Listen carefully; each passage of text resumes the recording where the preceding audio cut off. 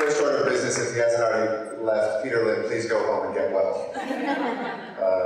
It was heroic of him to be here, and thank you all so much for inviting me to be here as well.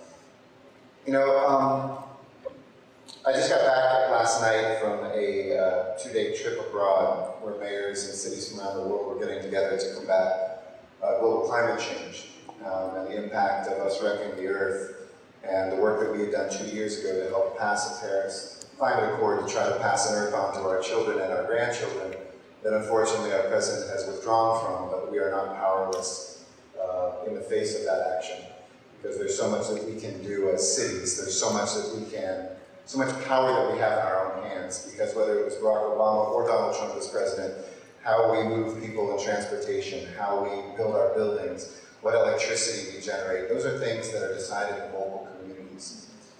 And I was thinking, because I got back very late last night, it's the first event that I've done since, about what the interconnection of these things were. At a moment when I think there are people on our streets, and those of us who work in this space who may also feel some days quite powerless, where we wonder on a week and a couple weeks after what we see revelations coming out of Hollywood with somebody like Harvey Weinstein, which we know to exist in every industry and every place.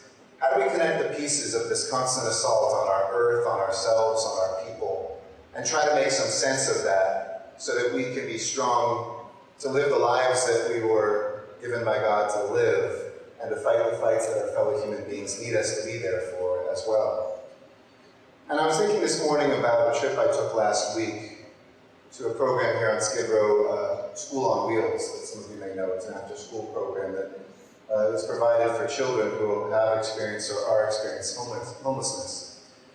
And we did kind of a question and answer with the kids, and there was a girl, precocious, strong. You could kind of feel what an amazing woman she will be one day, but even as a girl today, when it's time to ask her question, she said, "Mr. Mayor, why are people homeless?" And questions like that, you know, I don't know if it's because my wife and I are foster parents, I don't know if it's because I'm the mayor of the city, I don't know if it's because of all the work that we do so deeply, all of us in homelessness. Those questions hit you hard. And I wanted to tell her the truth.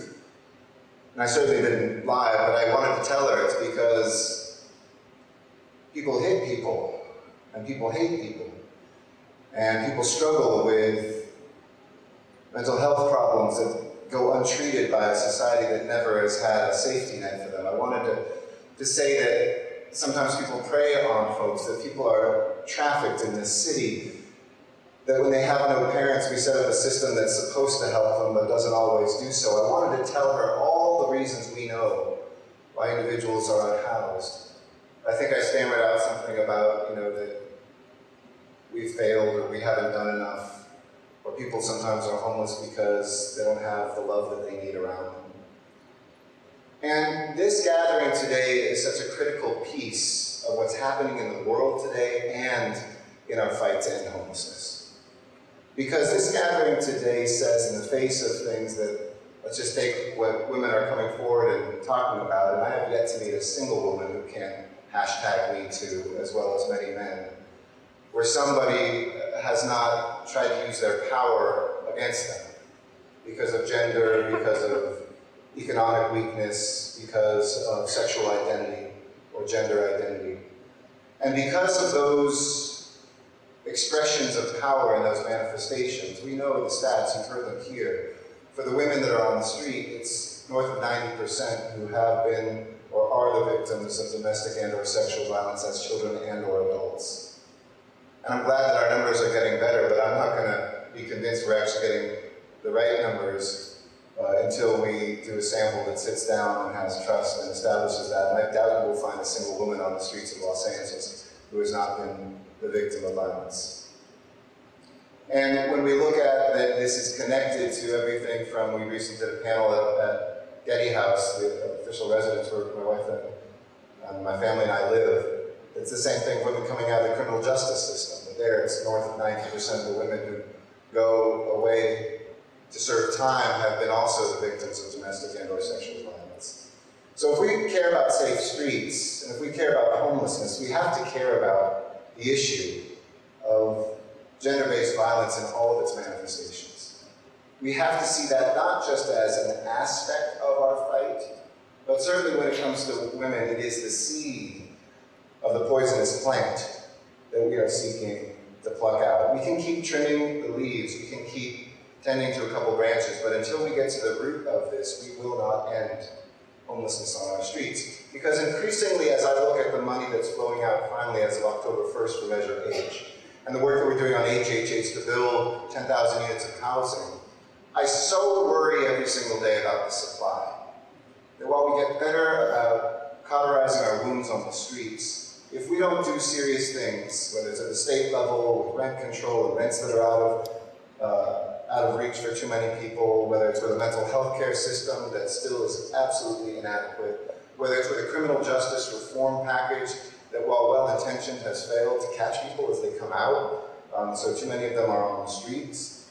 We have to do better, or else we will be fighting a losing fight. We will have the personal satisfaction of the lives that we transform, because every one of those is important. But we will see the balance of the numbers continue to go up every single year. Which is why I'm so thankful the Downtown Women's Center, the Rainbow Services, and that all of you have come together to make this collective. Ensure that we never again, while we have things that are flowing out from the city and county plans that are finally addressing domestic violence, I went back with my wife and we read the reports. They're really small pieces of both reports, the county and the city. Shame on both of us.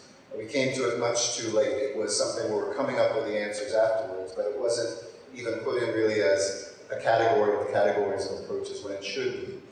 In a city where we've seen a 70% increase in women who are unhoused since 2009 in the last 8 years, and a 16% jump just this past year alone.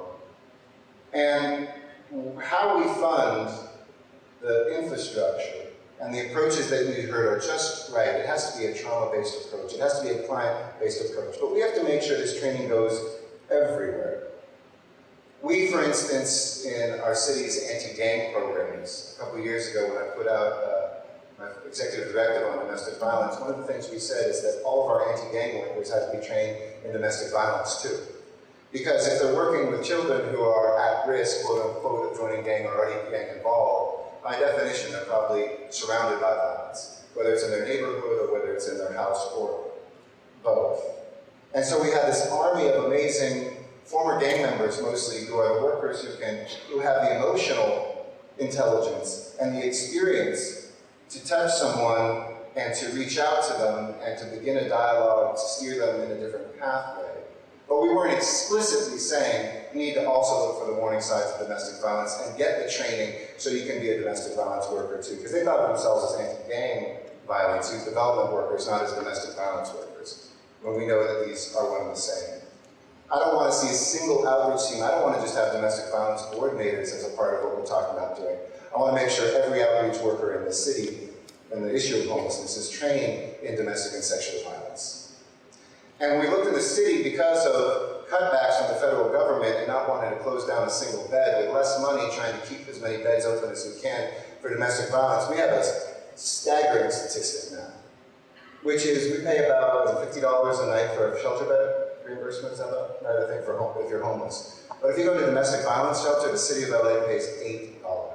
It's less than what we pay for an animal for the night in an animal shelter. I understand the reasons why. If you have 100 beds and suddenly the federal government cuts your funding in half, you cut your reimbursement rate in half, and you tell folks around, you try to find the extra money because we don't have it. But that's unacceptable. So my wife and I have both started to see what we can do this coming year together with our HCID, our Housing Community Investment Department, to do what we can to double the number of beds and to increase that amount, no matter where we find it from. Whether it's a combination of city funds and our foundation funds or corporate funds, we have to make sure, or else those will be the folks on the street. The woman that we see under the freeway overpass, we wonder why she's missing one day. The teenager who's sleeping in her truck, and we don't know whether that's her home. The family that we see, the mother with her children dropped off at the after-school program that I saw. And my only question was, I wonder where mom is right now. when I was with them all day. Afternoon, excuse me. So as we begin to connect the pieces, we're doing exactly the right thing at the right moment. And I hope you can feel and see those connections, and that you will push me to be that advocate, but also to be that advocate, because it's not just in city government this has to happen. This has to happen between agencies. An agency that does this really well, another agency has to have the humility to say we don't, and we have to learn from them, and vice versa. The pieces are out there. We have probably the wisest, most experienced, deepest bench.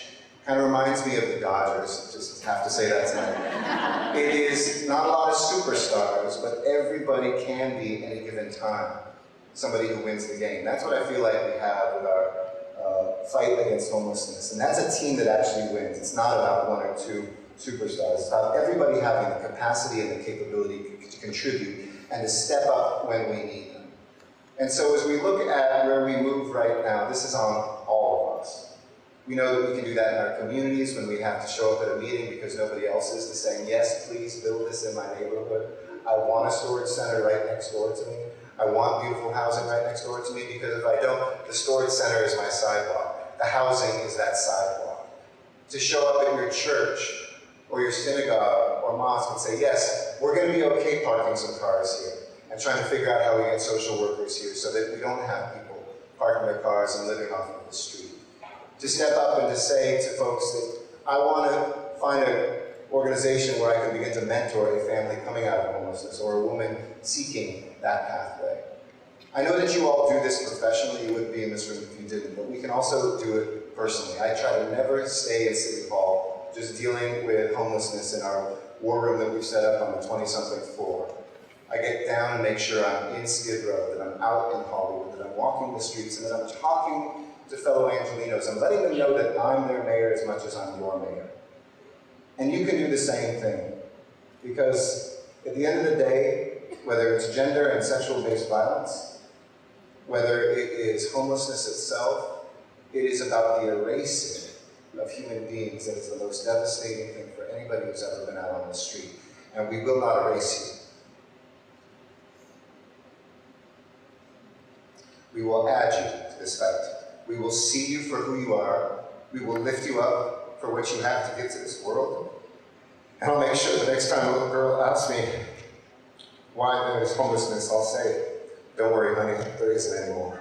Thank you.